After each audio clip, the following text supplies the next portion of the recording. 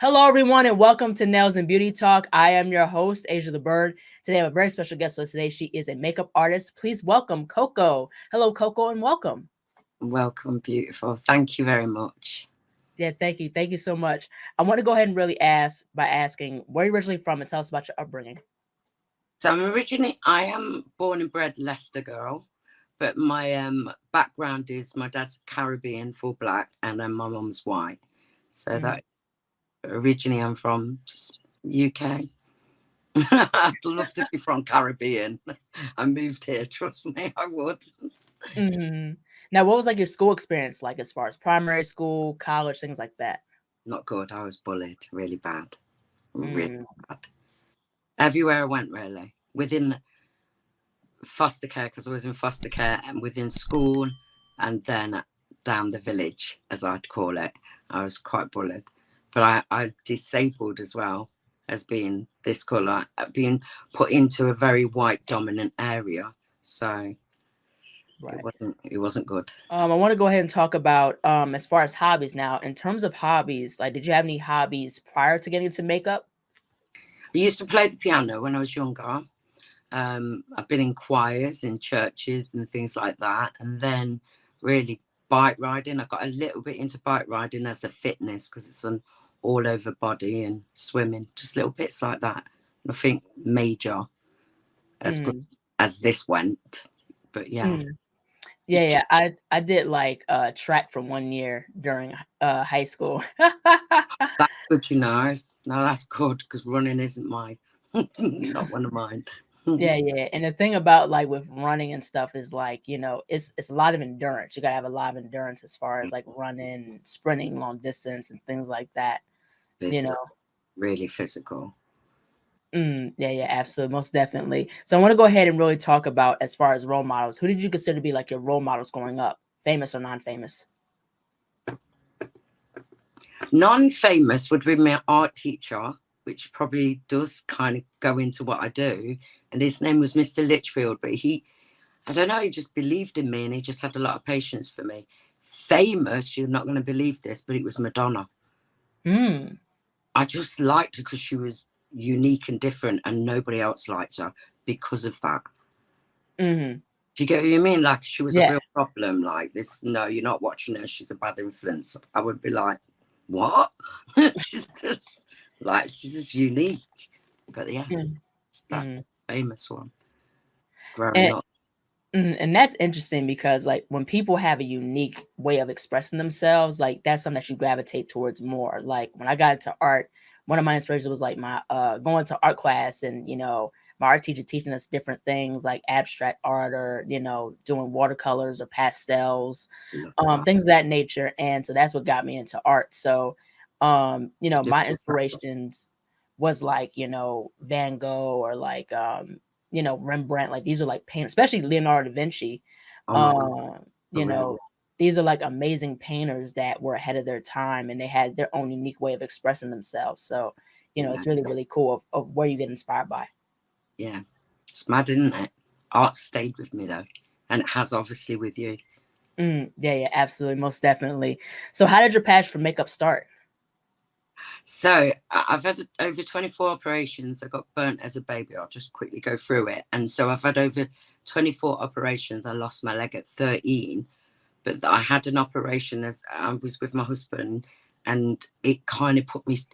I don't know whether it was because I was older, because I was in my 40s, but it kind of stopped me in my tracks, and I Mm, had to heal for 2 years. So I got really bored.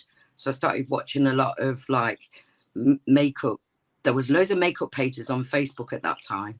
So I right. started watching them, and then it turned into YouTube. People like Jeffree Star and all them, Holly Boone. She was a real favourite of mine, and that's where it absolutely started. And then I started doing it in my bedroom on a makeup page first, and then on my Facebook. Then I made a page. So from there, it's just literally progressed. Yeah, that's really, really cool. Like, with the thing about makeup is like it's a whole thing of expression, just like with any art form, especially like with nails and Right. hair, in the beauty community. And I think that, you know, to look at people do these different like designs and things like that of with makeup, you know, like what you do as well, like with different, you know, faces, different aspects of things as far as inspiration, it's very, very cool to see that, you know, you can express yourself in that way. Yeah, because I was looking at some of your nails. I know this is about you, but I love the one with all the bobbly bits. That Hmm. was phenomenal. Like, Yeah, wow, that was phenomenal. Somebody else would never understand that unless they were art or do you know, had art in them. They'd understand it. But some people would like, what the hell are you doing? Because I do mhm. that a lot with my art. Yeah, yeah. And that's the thing that, you know, people that I admire that are artists that are out the box and they're not doing like what's the norm. Yeah, And I think that that's what makes people stand out is when you're doing something that is unique or when you bring something to the table that is unique, that's something that people can gravitate towards. yeah, 100%. Yeah, absolutely. So I want to go ahead and really talk about TikTok. So I would go to your TikTok lives and, you know, I would watch you paint your face and with different, you know, styles of makeup looks. Now, where do you find inspiration as far as your makeup looks? Some can be my own, absolute my own, and some I'll go for print. Is it called Pinterest? Pinterest, yeah. There's so many on there as well. And then even if you're doing it from them, you always find a bit of a twist. You make it your own. And Mhm. nobody's got the same face, so we're not going to fit the same. Do you know what I mean? So it always becomes your own. And also Instagram, they've got a board as well on there, like an FYP page, and they've got a lot of like inspiration on there.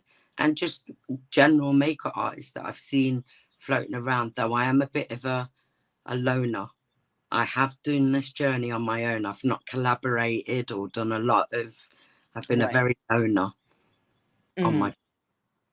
That's so understandable. Yeah, the thing with Pinterest, I go to Pinterest too for inspiration, you know, because there's so many things that you could look at, you know, ranging from different makeup looks, illustrations. For me, illustrations, you know, I look at what people are doing and things like that, you know, and get inspiration from what they do and their uniqueness of their style. So Pinterest is the way to go more than Google Images. Yeah, I did the Google. I've never done that. I've always been into that one. It's really weird. I love it. You just have to be careful that each year, because this is my 9th year, that you're not repeating too much, and you've got to find something new, really, or mix it and make it your Right. own, because it becomes a little bit like, whoa, what do I do next? 7 Mhm. days a week doing this for 9 years, you really have to fight to find something Mhm. different. Yeah, yeah, right, exactly. I want to get into as far as, you know, how long it takes you to do a makeup look. So how long does it take you to really build a makeup look? And also too, what has been like the most like, you know, time consuming makeup look you've done? The most timing consuming would be special effects, and that would have been like things like Freddy Krueger. Oh, and I can't remember his name, but it was a grey look. I can't honestly. We were literally just talking about that as well. But Fred Krueger was really hard because it was done with plasticine, um, latex tissue, and it was just so annoying because I'd be sticking it and it'd be falling off. So that was the longest. What was your first one? Did you say? So how long does it take you usually to do a makeup My look? normal makeup, like just every day or something, I take hours. People really get annoyed by me. They say, "But you've been on here 6 hours," and I goes, "Yeah, but I'm communicative. I like to talk to people. I like to stop. I like to have a coffee. I like to break. I like to go to. I like to feel like we're friends. We're all together in this." Right. You know what I mean? So yeah, I take hours. Mhm. Yeah, and that's the thing that I like what you do as far as like your TikTok lives. Not only you just show them how to do the makeup looks, but also you communicate with the community. So I like how Yeah, I love you my. engage with people, you know, in the chat. They're really good bunch of women, and some I've met in real life now. Do you know what I mean? Like they're not just people that sit with me and followed me. Some have followed me for 6 or 7 years, and Wow. now I'm actually meeting up with them. Do you know what I mean? So it's been a beautiful journey, Mm, actually. And I don't feel like they feel like you're a star to me, but I go, "Are you mad? I look at you like you're important to me because you've been with me so long. You've become." I'm quite humble like that. I don't look at myself as special, anything special. So mhm. they find that hard because they say, "But you are," and I go, "But I don't feel it." Mhm.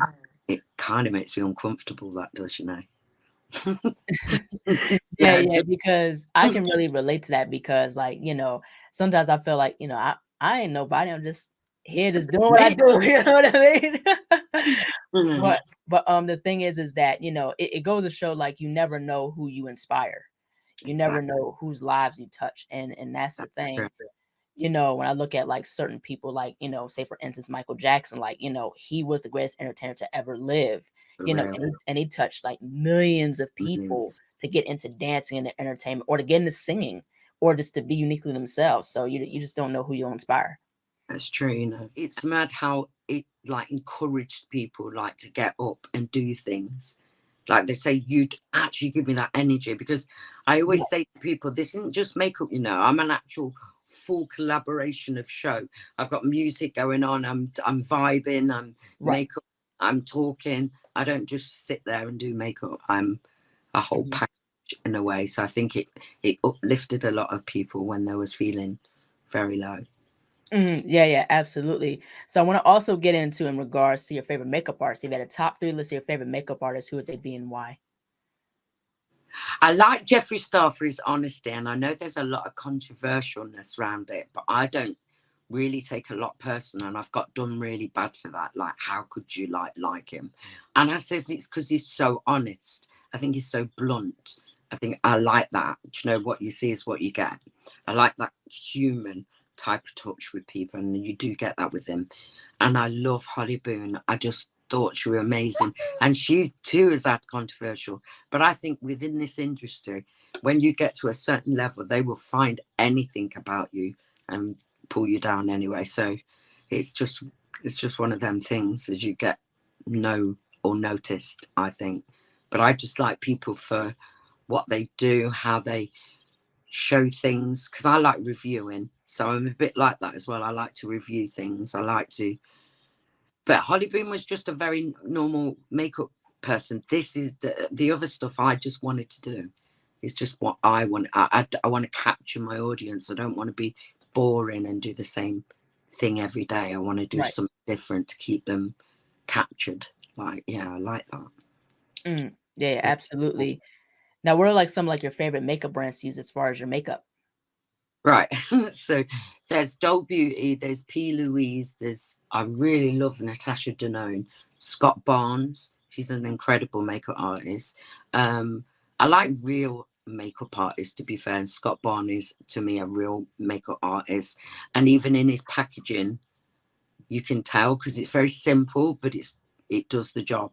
Do you get what I mean by that? Right. Where Hmm. with some so like P. Louise or some like even Mitchell, they always seem to put a lot into the packaging. But Hmm. like I don't really care for that. I just care that the stuff inside is good. Do you get what I mean? So I'm Hmm. more I like the simple. Natasha Denone is very dear, but she's got some her stuff is incredible. So yeah, they're Hmm. my top ones, I'd say. Hmm. Now, where do you see yourself 5 years from now? Like, have you ever thought about like having your own makeup line, doing makeup classes? Like, where do you see yourself like 5 years from now? So crazy because I've already got my own website and I've already do classes.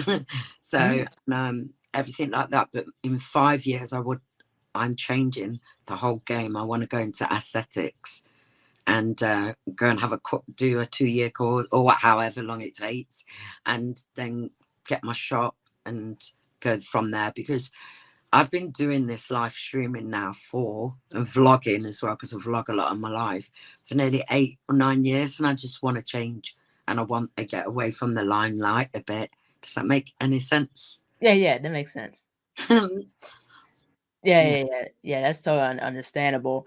I want to get into as far as like everyday life and mental health. So, how have you been able to juggle being a makeup artist influencer with everyday life and mental health? See, I have mental health. I have bipolar and I'm dyslexic. So that's very hard sometimes because when people would be writing stuff, I'd be like looking at it differently and everybody would be going, no, Claire, she didn't mean that. She didn't say that.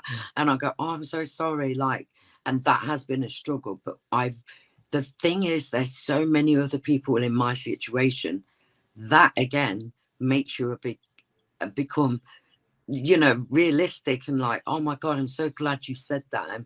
That's what I am. I'm dyslexic. I'm bright. So you get a really beautiful community of people that are very similar to you, that have struggled but still come a long way. And there's, look at Whoopi Goldberg. She was dyslexic, and she did well in life. And it isn't easy, but that just goes to show you that you can have a lot of things going on, and I have, but you can still come out and do really well.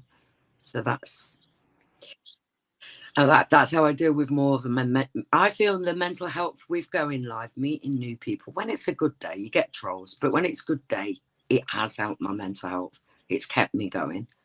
It's like therapy. It's like going to see a therapist without paying the costs. Yeah, right, exactly. I think, being social with other people and connecting with others, there again, like how we said earlier, is a very good thing as far as just helping your mental health, because when you share your story and people share their story, you don't feel alone as far as what you go through. And so, same thing there again, as far as sharing, what you do, like either it's makeup, nails, whatever it is, there is a connection there. So, that's really cool for the beauty community. Like there's a connection, with other people as far as the beauty, and nail community. Absolutely. I can imagine that. That's beautiful. Yeah, absolutely. So I want to get into as far as advice. So if you can give one valuable piece of advice for up and coming influencers, makeup artists, or anybody, what would it be? I was talking to my girlfriends about this one, and I said to them, when I read that one, I went, good luck. Literally, good luck. Honestly, no, I really felt like that as well. But no, honestly, I think the best way to go ahead is be yourself consistently. Do not change. Do not try and be somebody you're not. Do not copy other people. Try and be original. And I think that's why I focus, just like I literally got blinkers, and I don't look around at what everybody else is doing, what the trends are. I tend to just do me. If I like something, I'll do it. If I don't, then I won't do it. Do you know what I mean? I think being yourself is key to this, because that's how people are going to get to know you, by being yourself. Yeah, absolutely. Not change. Yeah, definitely. Always be, authentically yourself. Definitely. I could totally agree with that. Yeah, honestly, it matters.